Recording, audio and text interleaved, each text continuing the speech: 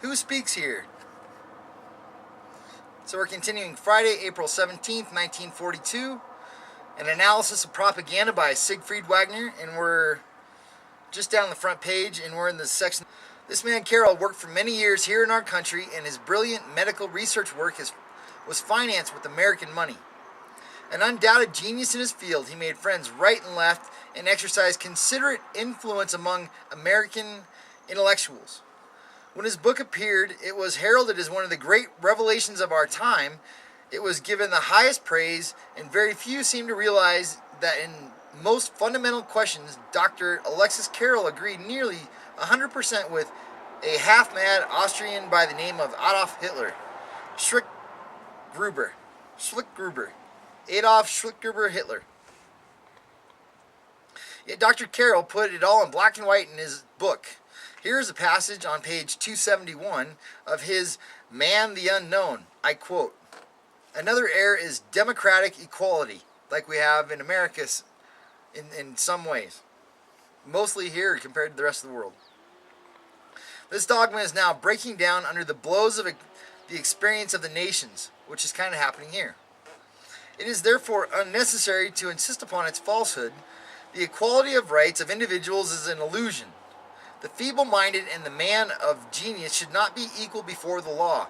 The stupid, the unintelligent, those who are dispersed, incapable of intention or of effort, have no right to a higher education.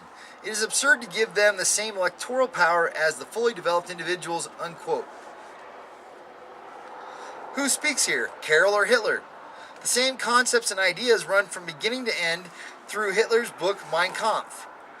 The same unchristian, barbaric principle Hitler applied in his infamous Volksrecht, those so-called courts of the people, where a man is not judged on legal merits of his case, but solely on what Hitler and the super race of savage madmen think should be done with him, based on who his parents were and who his grandparents were. I think it went at least 3 of your grandparents. So if you were an atheist and your grandpa was a Jew, you're gone. Regardless of what you did or didn't do. The same brutal and immoral reasoning of Carrel developed Hitler. The same brutal, amoral reasoning as Carrel developed Hitler applied when he had uncounted thousands of helpless cripples and feeble-minded children and adults murdered in his so-called mercy killings, of which patients, parents, and relatives were notified only when they received a box of ashes or in a brief announcement of death. Hitler put Dr. Carrel's theories into practice when he sent the bodies of his political opponents in seated coffins to their homes with strict orders not to open them, so the wife and children of these unfortunates would not discover how mutilated their loved ones were before they died. Hitler did exactly what Dr. Carrel thought he should do when he educated Germany's youngsters for heroic death and sacrifice, while picking the most fanatical victims of his educational system for a higher education which makes them ruthless, savage overlords of German and foreign slaves alike. Savage overlords of German and foreign slaves alike. Pride comes before the fall. And this Dr. Carrel was one of the guiding lights behind the scenes of a defeatist propaganda in the United States. No, I don't think Hitler paid him for doing this job. Carrel volunteered because he is one of those insufferable, opinionated autocrats for which the American people and American tradition never had any use. Tons of people left Europe on purpose to come here for freedom, to believe what they want to believe, be who they want to be, and to not be picked because your grandpa was something and thrown into an oven or thrown into a camp or killed or had your family killed.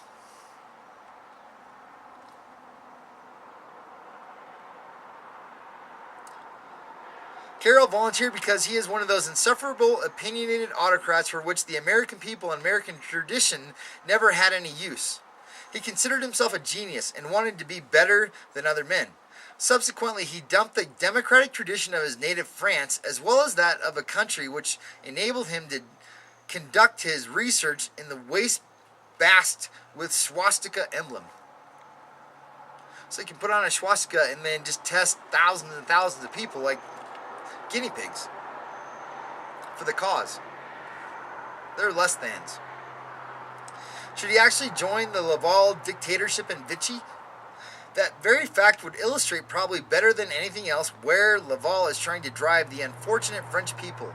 As Minister of Health, Carrel would insist on the same physical education of the boys and girls of France, which Hitler forced upon Germany, where parents no longer trust or even know their children, and where girls are raised to bear children regardless of how. He would undoubtedly liquidate all of the people of France, which he considers weak members of the French nation, and try by way of elimination and liquidation to make the French people another race of savage beasts on the order of Hitler, on the Hitler order. Just read what Carroll says in his book about natural selection and how highly he thinks of starvation, privatization, and physical exhaustion as means of strengthening the human race, and you will find the same Prussian drill master ideas from which Corporal Hitler took his cues. Hence, with Carroll in the Laval government, France would be on her way of becoming 100% Hitlerized.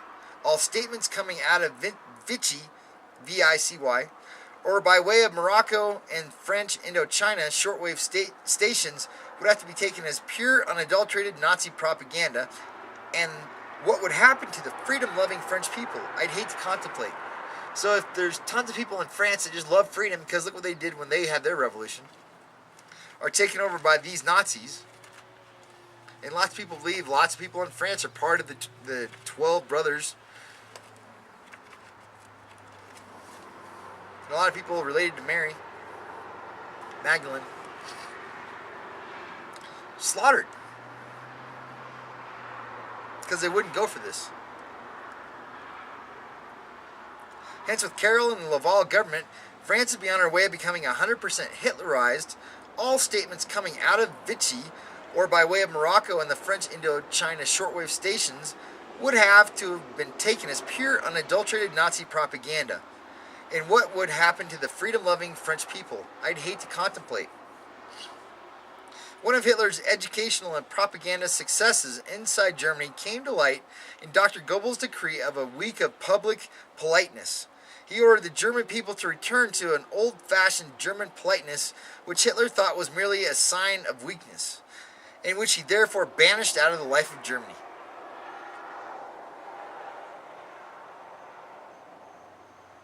So Dr. Goebbels wanted public politeness, and Hitler said no. This didn't come as a surprise to me here at the Mutual KFEL listening post. For months I observed the Nazi broadcasts of the German home radio, quite a number of which are repeated on these shortwaves, and thus become audible here in Tohosa Valley, which is right here. Hinted at an increasing rudeness among the Germans. Youngsters of all whom were members of the infamous Hitler Youth were put on the air in order to demonstrate on their best behavior. They sounded normal enough if one overlooked the fact that they had been drilling for days just for these radio performances. But with all the drilling, their teacher could not always conceal that they were really a wild bunch.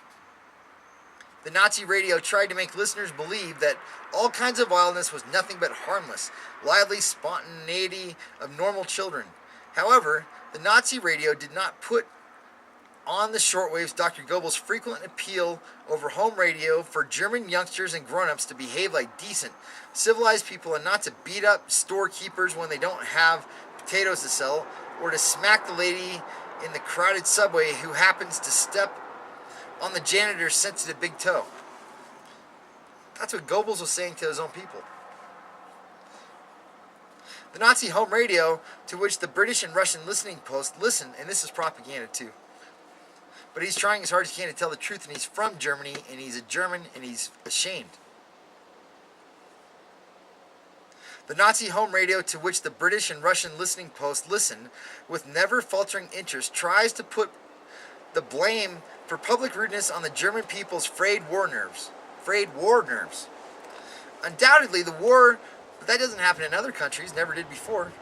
I guess I'll stop on that one. And with the 10% ruling comment I made about England, I know for sure when I was reading my American history book called America, Back in the day, it was only 10% when they were taking over America. I'm not sure how it is today. So if I messed up on that, I'll take that back. But I know that that's the way it was. And that a lot of people left London and England and all the UK to come here to have equal representation. One man, one vote. The Nazi home radio, to which British and Russian listening posts listen with never faltering interest, tries to put the blame for public rudeness on the German people's frayed war nerves.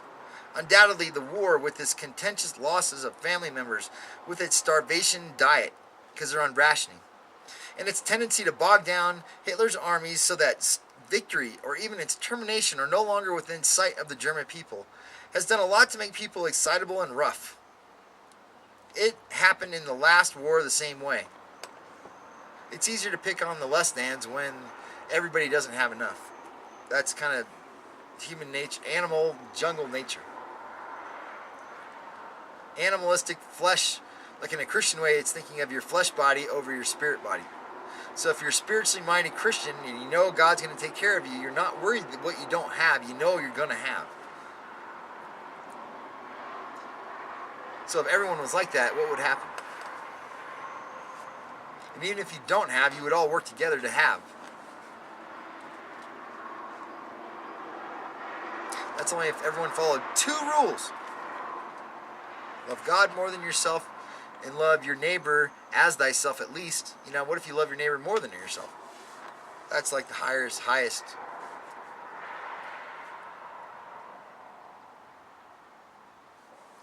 But when it happened in 1917 to 1918, the German people could still stem the tide of rowdyism and back alley manners by falling back upon the years in which they lived like civilized, well-educated people.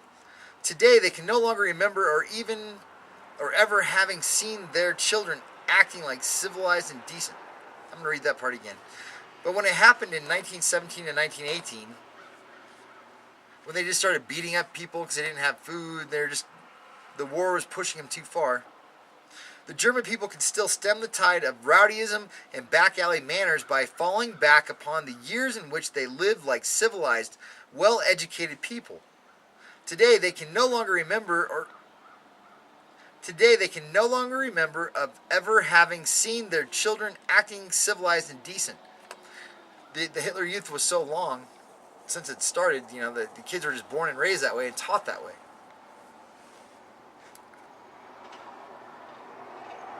Or even the older generation may have largely forgotten the niceties and politeness of German life, which Hitler threw out the window nearly 10 years ago. It was like the best place on earth for Jews before this started. I think that's why it started here, was to exterminate as many of the parents of the elect of the latter days as possible. Since that day, brutality, meanness, treachery have been at a premium in Nazi Germany, and since that day, German children have been taught by their teachers and drill masters that to disobey their parents is a sign of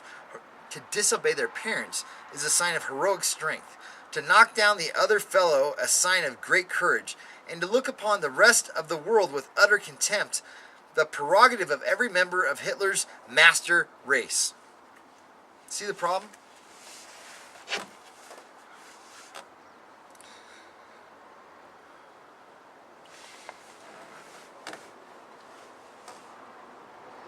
So now Goebbels reaps what he sowed with this propaganda, and because he and his Fuhrer are getting scared of their propaganda harvest, he had to order Politeness Week. He had to order a Politeness Week because they were going so far. Which even the Kaiser never had to order, but which France may need someday also if such questionable genius as Dr. Alexis Carrel will be permitted to put his quick ideas into totalitarian practice. And that is my analysis of propaganda for the present. The shortwave stations to which I have referred to were most of the Berlin stations beamed out at North and South America. London GSP-GSD-GRH. And Moscow RV-15 and 11. And now from the roof of America at the foot of Long's Peak, I wish you a pleasant good night. That was the hardest one I had to read so far. Amen.